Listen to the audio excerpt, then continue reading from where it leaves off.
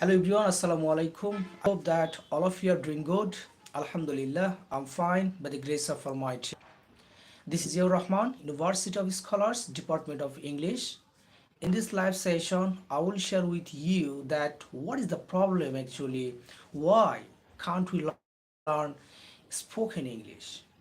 So এই ভিডিওতে আমি আপনাদের সাথে শেয়ার করব আমাদের ইংরেজিতে কথা বলা শিখতে না পারার কারণটা আসলে কি।